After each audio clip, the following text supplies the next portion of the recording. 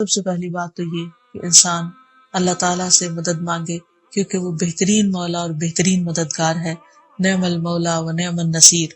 اور پھر یہ ہے کہ اگر انسان فکر کرتا ہو اور ادائیگی کی کوشش کرتا ہو تو اس کے ساتھ ساتھ بھی دعا کرتا رہے تاکہ اللہ سبحانہ وتعالیٰ اس کا قرض ادا کروا دے۔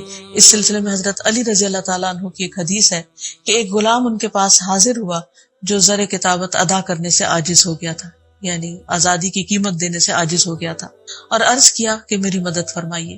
حضرت علی نے فرمایا کہ میں تمہیں ایسے کلمات سکھاتا ہوں جو رسول اللہ صلی اللہ علیہ وسلم نے مجھے سکھائے تھے، اگر تمہارے اوپر پہاڑ کے برابر بھی قرض ہوگا تو بھی اللہ تعالیٰ تیری طرف سے ادا کر دے گا۔ یوں کہا کرو، اللہم اکفنی بحلالک عن حرامک واغننی بفضلک عمن سواک۔ اے اللہ، مجھے حلال مال دے کر حرام سے باز رکھ اور مجھے اپنے فضل سے اپنے علاوہ دوسروں سے بے نیاز کر دے۔ اسی طرح ایک اور روایت میں آتا ہے، حضرت انس سے روایت ہے کہ رسول اللہ صلی اللہ علیہ وسلم نے حضرت معاذ سے فرمایا، کیا میں تمہیں ایسی دعا نہ سکھاؤں جس کے ساتھ تم دعا کرو اگر تم پر احد کے پہاڑ برابر بھی قرضہ ہو تو اسے اللہ تعالیٰ تم سے ادا کر دے گا۔ اے معاذ، یہ پڑھا کرو، اللہم مالک الملک تؤتی الملک من تشاء وتنزع الملک ممن تشاء وتعز من تشاء وتذل من تشاء بیدک الخیر انک علی کل شیء قدیر، رحمن الدنیا والآخرہ ورحیمہما تعطیہما من تشاء وتمنع منہما من تشاء، ارحمنی رحمتا تغنینی بہا عن رحمت من سواک۔ اے اللہ، بادشاہت کے مالک، تو جسے چاہتا ہے بادشاہت دیتا ہے، جس سے چاہتا ہے ملک چھین لیتا ہے، جس کو تو چاہتا ہے عزت دیتا ہے، جس کو تو چاہتا ہے ذلیل کر دیتا ہے۔ تیرے ہی ہاتھ میں خیر و بھلائی ہے اور تو ہی ہر چیز پر قدرت رکھتا ہے، دنیا اور آخرت کا رحمان اور ان دونوں کا رحیم۔